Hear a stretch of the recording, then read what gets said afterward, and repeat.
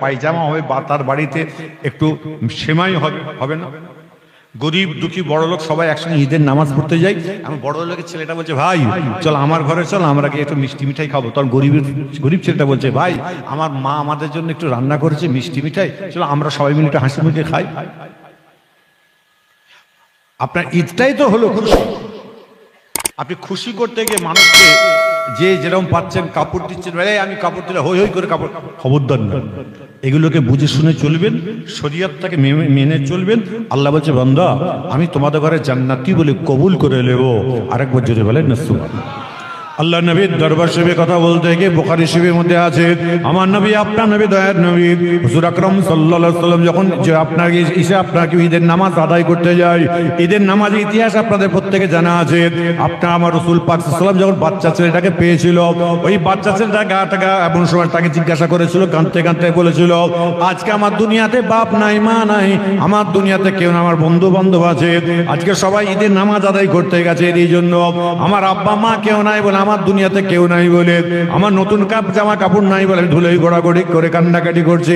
ওই সময় আমার নবী আপনার নবী দয়ার নবী ওই ছেলেটাকে নিয়ে বাড়িতে নিয়ে চলে গেল। যাওয়ার পরে আম্মাজান মা আয়েশাকে তিনি বললেন, গোসল করিয়ে দাও, নতুন কাপড় পরিয়ে দাও। আম্মাজান মা আয়েশা যখন সব জিনিস যখন কমপ্লিট করে দেয়, ওই সময় আম্মাজান মা আয়েশা সিদ্দিকা রাদিয়াল্লাহু তাআলা আনহা এমন সময় আমার নবী আপনার নবী দয়ার নবী ওই ছেলেটাকে ডেকে বললো, বেটা আমি রাসূলুল্লাহ, তোমার যদি আব্বা জান হয় কোনো অসুবিধা আছে কি বলো? বলে আপনার আমার ফাতেমা তো আপনার লাগতে জিগার কলিজার টুকরা, এই আপনার আপনার কি বলে আয়েশা, যদি তোমার মা যদি হয় কোনো অসুবিধা আছে কি বলো? এই ছেলে আজকে আমার কলিজার টুকরা ফাতেমা যদি তোমার মা হয়, তোমার বোন হয়, কোনো অসুবিধা আছে কি বলো? সঙ্গে সঙ্গে আমার নবী আপনার নবী দয়ার নবীকে ওই সময়তে কোলের কাছে টেনে এনে আব্বা জান বলে একটা কপালের চুমা দিয়ে দেয়। সবাই জোরে জোরে বলেন সুবহানাল্লাহ।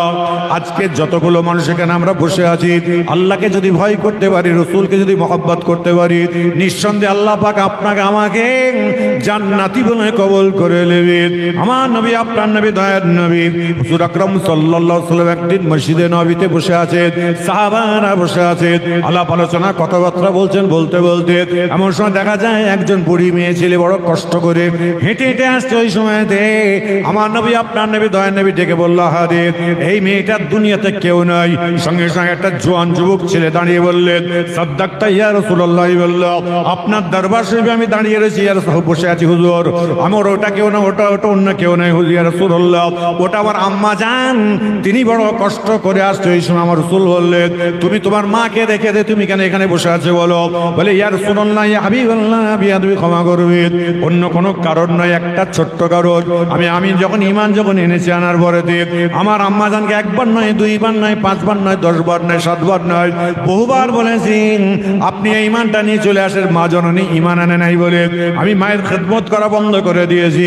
ওই সময় আমার নবী আপনার নবী দয়ার নাই বলল, তোমার মা যত বড় অন্যায় করে হোক না কেন, যত বড় গুনাহগার হোক না কেন, সাগীরা কাবীরা জাহিরি বাতিনি গুনাহগার যতই হোক না কেন, তুমি তোমার মায়ের খেদমত করবে, আল্লাহ তোমাকে জান্নাতি বলে কবুল করে নেবে।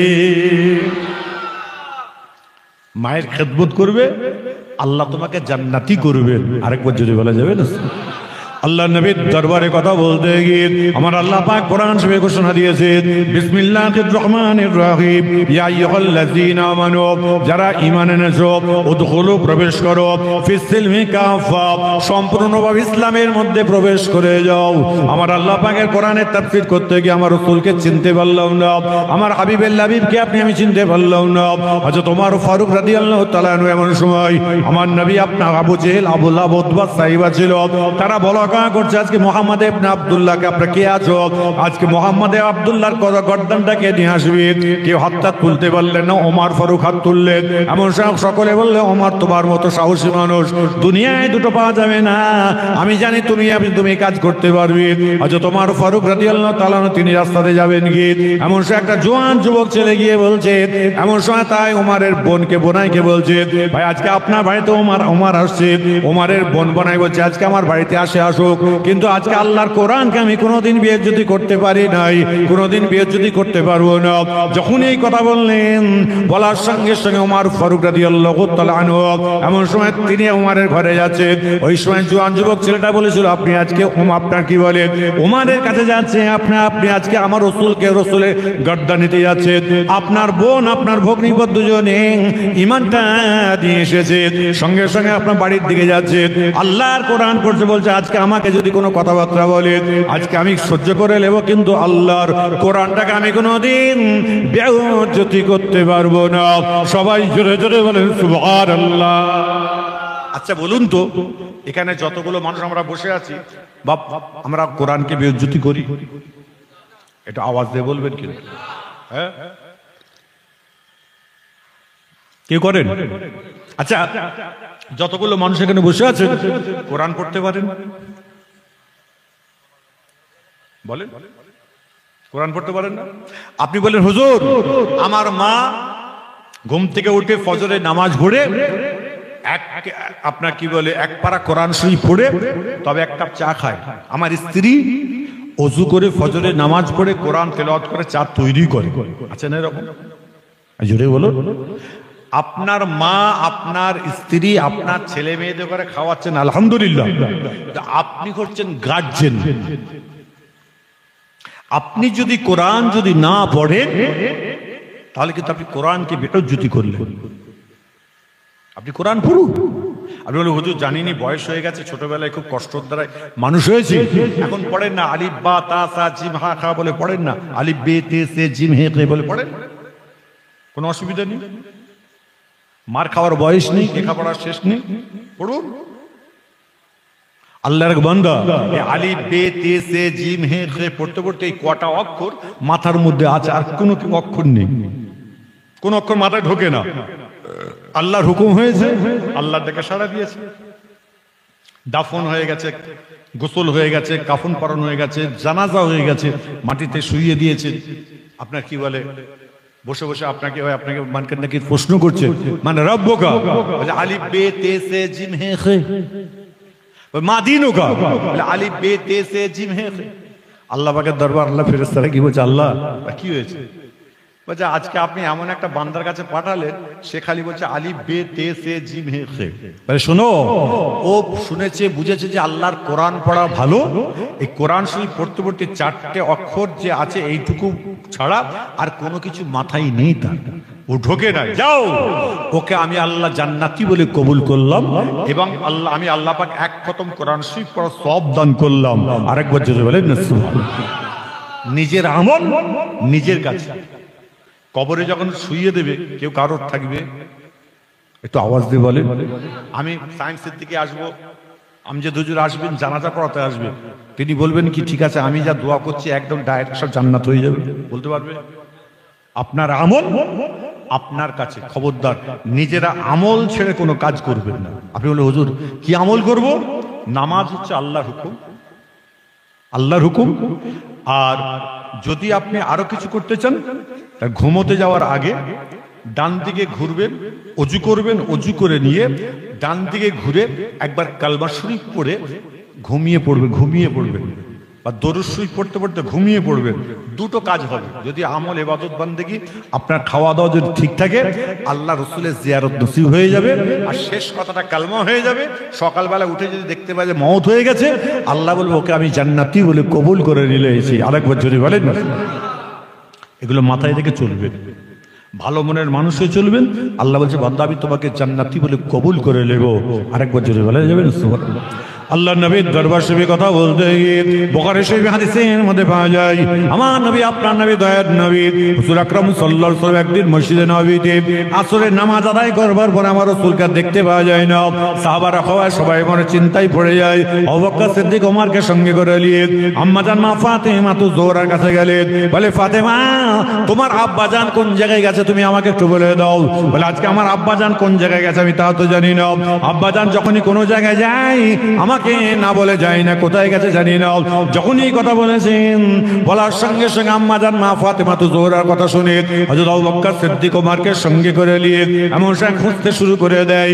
3টে মাইল রাস্তা যাওয়ার পরে ফজরের আজান হয়ে গেছে, এমন সময় আজানের পরে এমন সময় ফর্সা হয়েছে, এমন সময় একজন আল্লাহর বান্দা সেখানে ছাগল ভেড়া দুম্বাকে চড়াচ্ছে। ওই মানুষটাকে আবু বকর সিদ্দিক রাদিয়াল্লাহু তাআলা আনহু সালাম দেয়, আসসালামু আলাইকা ইয়া আবু বকর। যখন আবু বকর সিদ্দিককে যখন সালামটা দিয়েছে, আবু বকর সিদ্দিক যখন সালামটা দিয়ে বলছে, আমি আবু বকর, ভাই বিয়াদবি ক্ষমা করবে, আজ বা কাল এই রাস্তাটা আল্লাহর কোন বান্দা হেঁটে হেঁটে গেছে কি বলতে পারে? বলে গতকালকে সূর্য ডোবার আগে আল্লাহর একজন বান্দা, সোনা সুন্দর চেহারা থেকে নূর আর নূর জ্যোতি বার হয়ে যাচ্ছে, এমন সময় পাহাড়ের মধ্যে উঠে গিয়ে সেজদায় পড়ে বলতে থাকে, ইয়া হাবলি উম্মতি ইয়া হাবলি উম্মতি ইয়া হাবলি উম্মতি। আবু বকর সিদ্দিক রাদিয়াল্লাহু তাআলা আনহু ওমর ফারুককে বললেন, এ ওমর, ওটা অন্য কেউ নয়, ওটা তোমার নবী, আমার নবী, দয়ার নবী। যখন এই কথা বললেন, 3টে এমন সময় পাহাড়ে উঠলেন। ওঠার পর এমন সময় আবু বকর সিদ্দিক ওমর ফারুক দেখতে পাচ্ছেন আল্লাহ নবী সিজদার মধ্যে পড়ে আছে। ওই সময় ছাগল ভেড়ার দুম্বাকে যে চড়াচ্ছিল সে বলছে, ভাই আজকে সারা রাত্রিটা আমার ছাগল ভেড়ার দুম্বাগুলো আজকে আমার ঘরে যায় না, ওই পাহাড়ের দিকে তাকিয়ে আছে, অবলা জন্তুগুলো আপনার কি বলে পাহাড়ের দিকে তাকিয়ে আছে, তাদের চোখ দিয়ে ঝরঝর করে পানিটা বার হয়ে যাচ্ছে। সবাই জোরে জোরে বলেন সুবহানাল্লাহ। আবু বকর সিদ্দিক রাদিয়াল্লাহু তাআলা আনহু আমার রাসূলকে এমন সময় সালামটা দিয়ে বললেন, ইয়া রাসূলুল্লাহ ইয়া হাবিবাল্লাহ, হুজুর আপনি আমার বিয়াদবি ক্ষমা করবেন, আপনার আমি গাড়ির সুরের সঙ্গীর সাথে আবু বকর এসেছি, আপনি একবার সিজদা থেকে মাথা তুলুন। আল্লাহ নবী সিজদা থেকে মাথা তুললেন না। ওমর ফারুক রাদিয়াল্লাহু তাআলা আমার রাসূলকে সালাম দিয়ে বললেন, ইয়া রাসূলুল্লাহ ইয়া হাবিবাল্লাহ, হুজুর আপনি আমার বিয়াদবি ক্ষমা করবেন, মাফ করে দেবেন ইয়া রাসূলুল্লাহ। আজকে আমি প্রথম জীবন ঈমান আনি নাই, আমি পরবর্তীতে ঈমান এনেছি ইয়া রাসূলুল্লাহ। বললাম আমার সারা জীবনের ইবাদত বান্দেগিগুলোকে আপনার উম্মতের জন্য দিয়ে দিলাম, আপনি একবার সিজদা থেকে মাথা তুলুন। আল্লাহ নবী সিজদা থেকে মাথা তুললেন না। হযরত ওমর ফারুক রাদিয়াল্লাহু তাআলা আনহু তিনি একই কথাবার্তা বললেন, হযরত আলী কাররামাল্লাহু ওয়াজহু একই কথাবার্তা বললেন। আল্লাহ নবী সিজদা থেকে মাথা তুললেন না। হযরত আলী কাররামাল্লাহু ওয়াজহু আম্মা জান মা ফাতিমার কাছে গিয়ে এমন সালাম দিয়ে বললেন, এই ফাতেমা, তোমার আব্বা জানকে আমি চামড়ার চোখে দেখে আসলাম। আম্মা জান মা ফাতেমা তো জোহরা সঙ্গে সঙ্গে বললেন, না না না, আমার আব্বা জানকে দেখে আসেন নাই, আমার আব্বা জান লাশটাকে আপনি দেখে এসেছেন। বলে ফাতেমা, আমি জীবনে যদি একটা মিথ্যা কথা বলতাম, তোমার আব্বা জান আমাকে জামাই বলে কবুল করতো না। সবাই জোরে জোরে বলেন সুবহানাল্লাহ।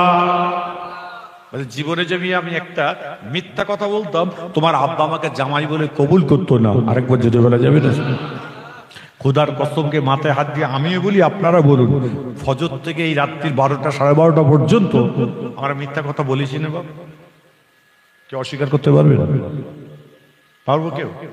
মিথ্যা বেরিয়ে গেছে। কিন্তু আল্লাহ রসুল বলছে, যদি আল্লাহ বলছেন আখিরি নবীর উম্মতরা সারাদিনের মধ্যে যদি অন্যায় করে অপরাধ করে যদি ক্ষমা চাই, মাফ চাই, তওবা ইস্তেগফার করে, আমি আল্লাহ তাদের ঘরে মাফ করে দিই। আরেকবার যদি বলেন না, আমাদের বেনিফিট আছে। আমরা অন্যায় করব, আমরা যদি তওবা ইস্তেগফার করে ফেলি, আল্লাহ সঙ্গে সঙ্গে মাফ করে দেয়। আরেকবার যদি বলা যাবে না? আম্মা জান মা ফাতেমা তো জোহরার কাছে গিয়ে এমন সময় যখন এই কথা বললেন, আম্মা জান মা ফাতেমা তো জোহরা বললেন, হে আমার প্রাণে আপনার কি বলে স্বামী, শুনে রেখে দিন, আমি আমার আব্বা জানকে চামড়ার চোখে দেখতে চাই। বলে যেতে পারো, 3টে মাইল হাঁটতে হবে। বলে 3টে মাইল হাঁটার পরে তোমাকে আপনার পাহাড়ে উঠতে হবে। আজকে তা তো আমি রাজি আছি। আম্মা জান মা ফাতেমা তো জোহরা পাহাড়ে উঠলেন। উঠার পরে দেখতে পাই আমার নবী, আপনার নবী, দয়া নবী সিজদায় গিয়ে ইয়া হাবলি উম্মতি ইয়া হাবলি উম্মতি বলছেন। আবু বকর সিদ্দিক রাদিয়াল্লাহু তাআলা এমন সময় আপনাকে বলে ইয়া হাবলি উম্মতি বলছেন। আম্মা জান মা ফাতেমা তো জোহরার সময় বললেন, আব্বা জান আমি অন্য কেউ নয়, আপনার কলিজার টুকরা ফাতেমা তো জোহরা এসেছি, আপনি একবার সিজদা থেকে মাথা তুলুন। আল্লাহ নবী সিজদা থেকে মাথা তুললেন না। আম্মা জান মা ফাতেমা তো জোহরা বললেন, আব্বা জান আপনি আমার বিয়াদবি মাফ ক্ষমা করবেন, আজকে আমি অন্য কেউ নয়, আলী কারবালার স্ত্রী এসেছি, আপনি সিজদা থেকে মাথা তুলুন। আল্লাহ নবী সিজদা থেকে মাথা তুললেন না। আম্মা জান মা ফাতেমা তো জোহরা বন্ধুরা বললেন, আব্বাজান আমার দুটো সন্তান দুনিয়ায় বেঁচে আছে, ইমাম হাসান ইমাম হুসাইন রাদিয়াল্লাহু তাআলা আনহুমা, দুই ভাই আজকে এখানে বসে আছে। আপনার কি বলে দুই ভাই বেঁচে আছে, আমার দুটো সন্তানকে আপনার উম্মতির জন্য কোরবান করে দিলাম। আমার আল্লাহ পাক পরওয়ারদিগার বেনিয়াজ বলছে, এই জিবরিল, আজকে ফাতেমার কথা শুনে আমি থাকতে পারলাম না। আমার রাসূল যাতে আমার রাসূল যাতে রাজি, আমি আল্লাহ পাক তাতে রাজি হয়ে গেলাম। আরেকটু আওয়াজ দিয়ে জোরে বলা যাবে? আমার রাসূলের ইচ্ছা ছিল, আল্লাহ একটা উম্মত না যেন জাহান্নামে থাকে, আমি রাসূল আমি জান্নাতে যাব। আর একটা যদি জাহান্নামে থাকে, আমি রাসূল আমি জান্নাতে যাব না। আরেকবার জোরে বলা যাবে না? সুবহানাল্লাহ। আজকে বলুন, খোদার কসমকে মুন্ডলিকার মানুষ এখানে যারা বসে আছেন, উচ্চ আওয়াজে বলুন, সে তাবলীগ হোক, দেওবন্দি হোক, বেরেলি হোক, আহলে হাদিস হোক, ওই আহলে হাদিসের পান্ডাগুলোকে আমি ডাকতে চাই, এখানে এসে বস। রসুলকে যদি না মানো, কাকে মানবে? আল্লাহকে যদি না মানো, কাকে মানবে? হ্যাঁ, আমার রসুলকে যদি তৈরি না করতেন, এত বড় পৃথিবী তৈরি হতো না। আপনাদের এই এলাকার হাজী সাহেব এরম বড় বড় দাড়ি এখন বেড়ে আপনাকে আহ্বাবি হয়েছে। আমার সঙ্গে কত হজ করেছে 2007 সালে। কি নাম যে ভুলে যাচ্ছি, ওই দিকটাই পাড়াটা। এখন ওহাবিদের যে এখন পান্ডা ঘরে শুয়ে শুয়ে এখন শুনছে আমার কথা, হজ করতে পারতো না যদি আমি দেখাতাম। আমি আল্লাহর শুকর আদায় করে বলছি, তখন ফুরফুরা মাসের টাইটেল মাসের মুহাদ্দিস আবুল কাসিম সিদ্দিকী সাহেব হুজুর ছিলেন আমাদের সঙ্গে। যা কিছু এটা কি হবে ওটা, তারপরে ওখানে গিয়ে সব কিছু গন্ডগোল করে আর এখানে ফিতনা শুরু করেছো না? ফিতনা বার হয়ে যাচ্ছে তো, শুরু হয়ে গেছে তো। ওয়াকাফের স্টেট মারপিট করো, এই হবি ভাই কাছে এসো, পাশে বসো, ঈমান মজবুত করো। লজ্জা লাগে না? পীরেদের কাছে থেকে থেকে বড় হওয়ার পর এখন তুমি সব যে যার মন চাইছে, তোমার যা ইচ্ছা তাই মনে করবে না? সামনে এসে বসো, খালি পিছনে গিয়ে না ভাই সাহেব আপনার বাসা ঠিক আছে, আপনাদের পাশে আসে। পাগল, পাগলামো হয়েছে না? পাগলামো ধরেছে? একদম না, নিজে ভালো হয়েছিল, আল্লাহ আপনাকে জান্নাতি বলে কবুল করবেন। আমার রাসূল ওই পাহাড়ের উপরে গিয়ে সেজদায় পড়ে কাঁদছেন, খালি আমাদের সুন্নি মুসলমানের জন্য না, তা নয়, আমার নবীর প্রত্যেকটা উম্মতের জন্য আমার রাসূল কেঁদেছিলেন এবং বলেছিলেন, আল্লাহ একটা উম্মত যদি জাহান্নামে থাকে, আমি রাসূল জান্নাতে যাব না। আরেকবার যদি বলা যাবে না? সুবহানাল্লাহ। রাসূলকে মানো, এখান থেকে মানো, মহব্বত করো, কাটি মারা বন্ধ করো, কাটি মারা বন্ধ করে এখন টাকা অনেক পেয়েছো। ওহাবিতে টাকা আমরা কি বলে, ওই ওদের খাতায় হাতগুলোর নাম লেখালে কোটি কোটি টাকা আসে, কোনো ব্যাপার নয়, ফ্যাক্টর নয়। বাপের বেটা যদি কালকে সকালবেলা আমার কাছে বসবে, আমার তোমাদের প্রত্যেকটা তথ্য আমার জানা আছে। পাগলামো করে কোনো লাভ নেই। কেন হাদিসের পরিপ্রেক্ষিতে কথাটা আসলো, কারো অসুবিধা হচ্ছে নাকি? নিজেরা ভালো হই। আল্লাহ নবীর দরবার শরীফে কথা বলতে গিয়ে যখন আমার আল্লাহ আমার রাসূল মা ফাতেমা বলেছিলেন, আমার দুটো সন্তানকে আমি কুরবান করে দিলাম, আমার আল্লাহ পাক পরওয়ারদিগার বেরিয়ে যে সময় বললেন, এমন সময় আমার আল্লাহ পাক বলে দিলেন, এই জিবরিল তুমি এখনই চলে যাও, অন্য কোনো জায়গায় যাওয়ার দরকার নাই, এখনই তুমি রাসূলের দরবারে তুমি চলে যাও। আমার রাসূল যাতে রাজি, আমি আল্লাহ পাক তাতে রাজি। সবাই জোরে জোরে বলেন সুবহানাল্লাহ। আল্লাহ নবীর দরবারে কথা বলতে গিয়ে আমার রাসূলকে আমি চিনতে পারলাম না, আমি হাবিবুল্লাহ হাবিবকে আমি চিনতে পারলাম না। আমার আল্লাহ পাক কোরআন শরীফের মধ্যে ঘোষণা দিয়েছে, বিসমিল্লাহির রহমানির রহিম, খাতামাল্লাহু আলা কুলুবিহিম, তোমাদের কলবেতে মোহর মেরে দেওয়া হলো, ওয়া আলা সামিহিম, তোমাদের শোনার জায়গায় মোহর মেরে দেওয়া হলো, ওয়া আলা আবসারিহিম, তোমাদের দেখার জায়গায় পর্দা ফেলে দেওয়া হলো, ওয়া লাহুম আযাবুন আযীম, তোমাদের পশ্চাৎ কঠিন আযাবকে বর্ষে দিলাম। আজকে হুগলি জেলার মুন্ডলি এলাকার ভাইদের বলে যায়, না না না, আমরা অন্যায় করলে অন্যায়ের জন্য আল্লাহ কাছে আল্লাহর দরবারে তওবা করব, ইস্তেগফার করে নেব, আমার আল্লাহ পাক সঙ্গে সঙ্গে ক্ষমা করে দেয়। সবাই জোরে জোরে বলেন সুবহানাল্লাহ। এই আমরা নামাজ পড়ি না? আরে জোরে বলো। এই মুরব্বীরা নামাজ পড়েন না? আজান হয়তো মসজিদে আজান হয় না? যখন আজান যখন হবে তখন মনে মনে ভাববেন কাজ আমার থাক, নামাজটা আমি আদায় করে নি। আল্লাহ বলছে, আল্লাহ রসুলকে সাহাবারা বলেছে হুজুর জিহাদি মানুষ কোনগুলো হবে? রসুল পাকের যুগে তো জিহাদ টুটে যাবে। বলে শোনো, যখন আজান হবে যে লোক কাজ করবে কাজটাকে বন্ধ করে দিয়ে বলবে আমি নামাজটা আদায় করে নি, আমার আল্লাহ পাক পরওয়ারদিগার বেনিয়াজ বলবেন ওই ব্যক্তিকে আমি জিহাদি বলে কবুল করে নিলাম। আরেকবার যদি বলেন না, অনেক সময় আমাদের নামাজ কাজা আছে নেই, আমাদের নামাজ কাজা হয় না, ঘরে এসে নামাজগুলো কাজা আদায় করে নেবে। আপনার হুজুর পায়ে প্রবলেম, চেয়ারে বসে তক্ত বসে বসে নামাজটা আদায় করলেন, পা লম্বা করতে পারেন না, বেঁকাতে পারেন না, যখন নামাজ পড়তে যাবে বসবে পশ্চিম দিকে পাটা হয়ে গেলে কোনো গুনাহ নেই, কোনো রকম কোনো গুনাহ নেই, মাথায় রেখে চলবেন, নামাজ পড়ে নেবেন, নিয়ে একটা সময়কে নির্ধারিত করবেন। আপনি একটা সময়কে নির্ধারিত করে আল্লাহর কাছে কাঁদবেন। কেন কাঁদবেন? দেখবেন আমাদের কাছে কিছু ফকির আসে, বাবা 100 টাকা দাও, আমরা 100 টাকা 20 টাকা হয়, 10 টাকা হয়, আবার 100 টাকা। আপনি যদি কোনো ফকিরকে যদি 10 টাকা দেন, ও আরো 10 টাকা দিয়ে বলে চা খেয়ে ঘরে যাবে। ফকিরটা আমাদের থেকে বড় লোক, তেমন সব একদিন এসে বলছে 100 টাকা দাও, যা বেরিয়ে যা। 2 দিন এসছে বারকত দিয়েছেন, 3 দিনের মাথায় বারকত দিয়েছেন, 4th দিনের মাথায় বারকত দিয়েছেন, 5ম দিনের মাথায় বারকত দিয়েছেন, 6 দিনের মাথায় বারকত দিয়েছেন, 7 দিনের মাথায় এসে বলছে বাবু 100 টাকা দাও। এই তো ক টাকা লাগবে? বলছে 100 টাকা। পকেট থেকে 200 টাকার নোট বেরিয়েছে এখন, না আছে না 200 টাকার নোট? 200 টাকার নোট বার করে বলছে নিয়ে যা। বলছে বাবু আমার কাছে তো 100 টাকা খুচরো নেই, বলছে 200 টাকায় নিয়ে যা। আল্লাহ বলছে বান্দা তুমি আমাকে সেজদা করবে, আমার কাছে চাইবে, কাঁদবে, নামাজ পড়বে, সারা শরীরে তুমি চলাফেরা করবে, আমি আল্লাহ পাক 7 দিনের একদিন তোমার জীবনের জিন্দেগির গুনাহ মাফ করে দিয়ে আমি আল্লাহ তোমাকে জান্নাতি বলে কবুল করে নিলাম। আরেক বছরে বলেন, কিন্তু কোন দিন আল্লাহ পাক ক্ষমা করছেন? আপনাকে কিন্তু কাজ করে যেতে হবে, নামাজ আপনাকে পড়ে যেতে হবে, নামাজ ছাড়লে হবে না, আপনার শরীয়ত মেনে চলতে হবে। কোরআন শরীফ পড়তে পারেন না, শিখবেন, আর কোরআনের প্রথম আয়াত থেকে প্রত্যেকটা আঙুল দিতে আপনার কি বলে সরিয়ে নিয়ে যাবেন। 30 পারা কোরআন শরীফ যদি আপনি সরিয়ে নিয়ে যান, আর ঘরের মধ্যে একটা খাতা নেবেন, সারাদিনে আমি 25 বার দরুদ শরীফ পড়েছি লিখে রাখবেন। তারপরের দিন লিখেছেন 30 বার, কারবার 60 বার, 70 বার, 100 বার কোরআন তেলাওয়াত করেছেন, 1 খতম, 2 খতম, 5 খতম। আপনি লিখে রাখবেন মাথার ধারে আপনার বালিশের তলায়, বলবেন বাবা আমার ইন্তেকালের পরে, আমার ওফাতের পরে যখন আমার জানাজা হয়ে যাবে, জানাজাটা হলো মাইয়েতের জন্য দোয়া, তাই তো? হ্যাঁ, তারপর আমার বা আপনাকে কাতার ভেঙে দোয়া করি তো, হ্যাঁ, ওটা ইসালে সওয়াব করা হয়।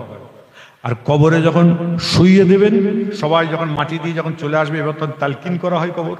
আপনার আমাদের সবাই তালকিন অনেক জায়গায় হয় না, তালকিন হয়ে যাওয়ার পরে সাবরেসানি করে দোয়া করা হয়। দোয়ার সময় ওই যে বালিক ব্যক্তিটা মারা গেছে তার পড়াগুলোকে যখন নিয়ে যাবেন সাবরেসানি করা হবে, আল্লাহ পাক পরওয়ারদিগার আল্লাহর ফেরেশতারা বলবে আল্লাহ যে ব্যক্তি মারা গেছে সে আজকে এতগুলো কোরআন তেলাওয়াত করে গেছে, এতবার দরুদ শরীফ পড়ে গেছে, আল্লাহ আমি কি করবো? আল্লাহ বলে শোনো, তার সওয়াল জবাবগুলোকে আমি আল্লাহ হালকা করছি, তুমি হালকা করে তার সওয়াল জবাব করে চলে আসো। আরেকবার জোরে বলেন সুবহানাল্লাহ। নিজের আমল নিজের কাছে দোকানদারি করেন, বসে বসে তাসবিহ করবেন, আল্লাহু আল্লাহু আল্লাহু আল্লাহু লা ইলাহা ইল্লাল্লাহ লা ইলাহা ইল্লাল্লাহ জিকির করবেন। কি হবে? এগুলো নফল ইবাদতের সঙ্গে আল্লাহ পাক গণ্য করে নেবেন। যদি নফল নামাজের সঙ্গে যদি গণ্য হয়ে যায়, আর কোন ইবাদতের সঙ্গে যদি গণ্য হয়ে যায়, আপনাকে দুনিয়াবি চিন্তা করতে হবে। আজকে রিজিক আল্লাহ পাক আজকে আপনাকে অবশ্যই দিয়েছে, আর আগামীকালকে রিজিক কিন্তু আপনাকে চিন্তা করতে হবে না, আল্লাহ আপনার জন্য চিন্তা করছেন। আরেকবার যদি বলা যাবে না, খবরদার এগুলোকে বুঝে শুনে চলবেন, আল্লাহ আপনাকে আমাকে কবুল করে নেবেন। আমার রাসূল পাক সাল্লাল্লাহু আলাইহি ওয়াসাল্লাম আমার আল্লাহ কি বললেন? রাসূল যাতে রাজি, আমি আল্লাহ পাক তাতে রাজি। আরেকবার যদি বলেন না, আরেকটু আনন্দের সঙ্গে যদি বলা যায় না, আল্লাহ নবীর দরবার শরীফে কথা বলতে গিয়ে হযরত আবু বকর সিদ্দিক রাদিয়াল্লাহু তাআলা আনহুর কথা মনে পড়ে। হযরত আবু বকর সিদ্দিককে আপনি আমি চিনতে পারলাম না। আমার নবী আপনার নবী দয়ার নবী হুজুর আকরাম সাল্লাল্লাহু আলাইহি ওয়াসাল্লাম একদিন আবু বকর সিদ্দিক রাদিয়াল্লাহু তাআলা আনহু আছে, হযরত ওমর ফারুক রাদিয়াল্লাহু তাআলা আনহু রয়েছে, ওসমান গনি রাদিয়াল্লাহু তাআলা আনহু রয়েছে, হযরত আলী কাররামাল্লাহু ওয়াজহু রয়েছে। ঈশার নামাজ পড়ে সাহাবারা বসে আছে, সকল সাহাবারা বসে আছে। আমার নবী আপনার নবী দয়ার নবী এমন সময় বললেন, হুজুর বিয়াদবি ক্ষমা করবেন, অমুক সাহাবা ফজরের নামাজ পড়তে আসে নাই। আমার নবী আপনার নবী দয়ার নবী প্রশ্ন করলেন, এই বেটা, আমার সাহাবা তুমি কি আসরের নামাজ পড়তে আসো নাই কি? জোরে ঈশা ফজরের নামাজ পড়তে আসো নাই কি? বলো। বলে হুজুর এবার ফজরের নামাজ পড়েছি ইয়া রাসূলুল্লাহ। বলল শেষ কাতারে আমি দাঁড়িয়েছি, হুজুর আপনি আমার বিয়াদবি ক্ষমা করুন, মাফ করে দেবেন। আমি ডান দিক বাম দিকে সালাম ফেরার পরে আমি চিন্তা করলাম আপনি যখন দোয়া চাইবেন সূর্যটা উঠে আসবে, নামাজটা কাজা হয়ে যাবে, হুজুর বিয়াদবি ক্ষমা করবেন। আপনি আল্লাহ পাকের দরবারে হাত তুলে দোয়া চেয়েছিলেন, আল্লাহুম্মা আকিনি মিসকিনাও ওয়া মিতনি মিসকিনাও ওয়া আরশুনি ফি জুমরাতিল মাসাকিন। আল্লাহ আপনি আমাকে যতদিন হায়াতে রেখেছেন গরিবী হালাতে রাখবেন, কাল কিয়ামতের দিন আসে মুহাম্মদে যখন তুলবেন গরিবের সঙ্গে যেন আমার হাসান নাসার হয়ে যায়। ইয়া রাসূলুল্লাহ ইয়া হাবিবাল্লাহ, আমার স্বামী স্ত্রীর দুজনে একটা কাপড় আছে ইয়া রাসূলুল্লাহ, আমার ঘরের মধ্যে দুটো গর্ত করা আছে, আর আমার স্বামী যখন কাজে বের হয় আমার স্ত্রী গর্তের মধ্যে নেমে পড়ে গিয়ে এমন তার কাপড়টা খুলে দেয়, সেই কাপড়টা পরিধান করে আমি আমার ইবাদত বান্দেগি নামাজ কালাম পড়ি, নিজের কর্মকাজ ছেড়ে নি। ইয়া রাসূলুল্লাহ ইয়া হাবিবাল্লাহ, এমন স্বামী আমি তো ফজরের নামাজ পড়ে দেখতে পেলাম, যদি আপনার সঙ্গে আমি দোয়া চাই আমার স্ত্রী ফজরের নামাজটা কাজা হয়ে যাবে। এই কারণের জন্য আমি আর না থাকতে পেরে আমি ঘরে গিয়ে গর্তের মধ্যে নেবে আমি কাপড়টা খুলে দিই, আমার স্ত্রী ফজরের নামাজটা আদায় করে নেয়। হযরত আবু বকর সিদ্দিক রাদিয়াল্লাহু তাআলা আনহু এমন সময় সাহাবার হাতটা ধরে বলল, ভাই বিয়াদবি ক্ষমা করো, আজকে তোমার কথা আমি মেনে আপনাকেও জানতে পারি নাই, বুঝতে পারি নাই। না না না, আমি আমার দুঃখ ব্যথার মধ্যে আছে। আল্লাহর নবী আল্লাহর হাবিবের চোখ দিয়ে পানি বার হয়ে যায়। আমার নবী আপনার নবী দয়ার নবী বললেন, এই সাহাবারা তোমরা সবর করো, আমার আল্লাহ পাক কোরআনের মধ্যে ঘোষণা দিয়ে দিয়েছে, বিসমিল্লাহির রহমানির রহিম, ইন্নাল্লাহা মা'আস সাবিরিন। সবরকারীকে আমার আল্লাহ পাক বড় পছন্দ করে নেয়। সবাই জোরে জোরে বলেন সুবহানাল্লাহ। আমার নবীকে আমরা চিনতে পারি নাই, আমার হাবিবের হাবিবকে আপনি আমি চিনতে পারলাম না। আমার নবী আপনার নবী দয়ার নবী একদিন মসজিদে নববীতে ফজরের নামাজ আদায় করে সাহাবাদের নিয়ে আলাপ আলোচনা কথাবার্তা বলছে। আলোচনা করতে করতে সূর্যটা মাথার দিকে উঠে গিয়েছে। ওই সময় সাহাবারা আল্লাহ রাসূল বললেন, এই সাহাবারা তোমরা যে যার বাড়ি চলে যাও, তোমরা কেউ দেখতে থেকো না। প্রত্যেকটা সাহাবা প্রত্যেকের বাড়িতে চলে গেলেন। এমন সময় ঘরের দরজা কাছে গিয়ে সালাম দিয়েছে, ঘরের দরজাখানা খুলে দেয়, ওয়ালাইকুম আসসালাম, হে আমার প্রাণের স্বামী, আপনাদের আসতে কেন এত লেট হলো কেন, কি ব্যাপার বলে?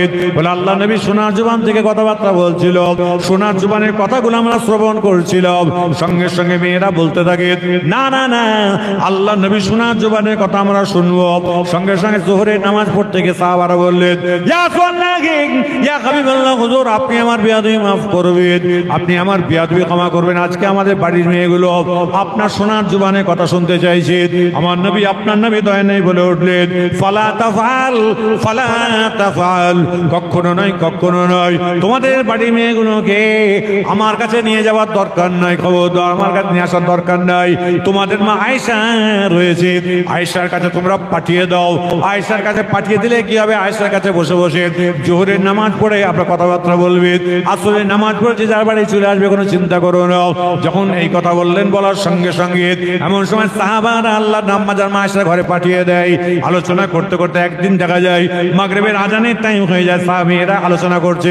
একজন মহিলা আম্মাজান মা আয়েশা সিদ্দিকা রাদিয়াল্লাহু তাআলা দাঁড়িয়ে সালাম দিয়ে বললেন, আম্মাজান বিয়াদবি ক্ষমা করবেন, আজকে মাগরিবের নামাজের টাইম হয়ে আসছে, আপনার ঘরের চেরাগ বাটিটাম নিয়ে আমি একটু জ্বালিয়ে দিই। আম্মাজান মা আয়েশা সিদ্দিকা রাদিয়াল্লাহু তাআলা আনহা এমন সময় তিনি টুকরে টুকরে কাঁদছেন। ওই সময় মেয়েগুলো কাঁদতে শুরু করে দেয়। আম্মাজান মা আয়েশা বললেন, মা তোমরা কেন কাঁদছো বলো? বলে আম্মাজান আপনার কান্না দেখে আমরা কাঁদছি। বলে তোমার নবী আমার নবী দয়া নবী দোয়া চেয়েছিল, আল্লাহুম্মা আকিনি মিসকিনাও ওয়া মিতনি মিসকিনাও, তোমার নবী আমার নবী দোয়া চেয়েছেন আল্লাহ যতদিন হায়াতে রাখবেন গরিবী হালাতে রাখবেন। তোমার নবীর ঘরে তাদের চেরাগ বাতি আলো বলে কিছুই নাই। সঙ্গে সঙ্গে আম্মাজান মা আয়েশা সিদ্দিকা রাদিয়াল্লাহু তাআলা কথা শুনে মেয়েগুলো অবাক হয়ে যায়। সঙ্গে সঙ্গে আম্মাজান মা আয়েশা বলল, মাগরিবের নামাজের পর কিছুক্ষণের মধ্যেই তোমার নবী আমার নবী দয়ার নবী আমার ঘরে প্রবেশ করবে, আমার ঘরটা আলোয় আলোকিত হয়ে যাবে। যে রসুল আমার ঘরে ঢুকবে মাগরিবের নামাজের কিছুক্ষণের মধ্যেই আমার ঘরটা আলোকিত হবে। আরেকবার যদি বলা যাবে না ভাই, আপনার আমার ঘরে আলো হয় তো ঘরে ঢুকলে স্বামী স্ত্রী 100% টেনশন নিয়ে ঘরে ঢুকছে। মুন্ডলিকা গ্রাম, যেটা মুন্ডলিকা গ্রামের মা বোনেদের বলি, মা তোমার স্বামী যখন তোমার ঘরে যখন প্রবেশ করবে এমন সময় গিয়ে এক গ্লাস পানি দেবে, সালাম দেবে, এক গ্লাস পানি দেবে, বলবেন আপনি খুব টেনশনে আছেন, পানিটা খেয়ে বলবে হ্যাঁ গো টেনশন। আমার কাছে কোনো শেয়ার করা যাবে? হ্যাঁ, কেন করা যাবে? সঙ্গে সঙ্গে 100% যদি তার যদি টেনশন থাকে সঙ্গে সঙ্গে 30% নেবে আসবে। আর টেনশন শুনবার পরে ঠিক আছে আপনি চিন্তা করবেন, আমি কিছুটা চিন্তা করি, তাহলে 5% হয়ে গেল, তারপর টেনশন দূর হয়ে গেল। কেন আজকে স্বামী স্ত্রী মারপিট হবে? হয় মেয়েগুলো গন্ডগোল করছে, নয়তো ছেলেগুলো গন্ডগোল করছে।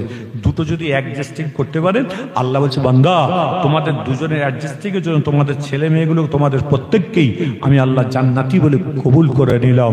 আরেকবার জোরে বলেন না, আরেকটু আনন্দের সঙ্গে জোরে বলা যায় না?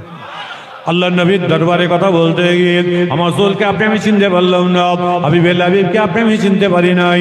আমার নবী আপনার নবী দয়ার নবী দরবারে হযরত আবু বকর সিদ্দিক রাদিয়াল্লাহু তাআলা আনহু, আবু বকর সিদ্দিক রাদিয়াল্লাহু তাআলা আনহু আব্দুল্লাহ বিন ওমরকে বললেন, হে আব্দুল্লাহ বিন ওমর তুমি শুনে রেখে দাও, তুমি অন্য কোনো কাজ নাই তো, আমার শরীরটা বড় খারাপ হয়ে আসছে, আমি কবে দুনিয়া থেকে বিদায় নিয়ে চলে যাব। তুমি একটা কাজ করো, আম্মা জান মা আয়েশার কাছে তুমি চলে যাও। বলে আব্বা জান কারণটা কি আপনি আমাকে একটু বলে দিন। বলে আজকে তুমি অন্য কোনো জায়গায় নয়, আম্মা জান মা আয়েশার কাছে তুমি গিয়ে এমন সময় গিয়ে আমি ওমর আমার জন্য আমার আবু বকর সিদ্দিকের পাশে, আমার রাসূলের পাশে আমার কবরের জায়গা জাগানো হয়ে যায়। কারণ আমি প্রথম জীবনে ঈমান আনি নাই, আমি পরবর্তীতে ঈমান এনেছি। যদি আমার সাগীরা কাবীরা জাহিরি বাতিনি জানা অজানা গুনার জন্য যদি জাহান্নামে যদি দুনিয়া থেকে চলে যেতে হয়, তারই জন্য আম্মা জান মা আয়েশার কাছ থেকে আল্লাহর নবীর পাশে কবরের জায়গাটা নিয়ে এসো।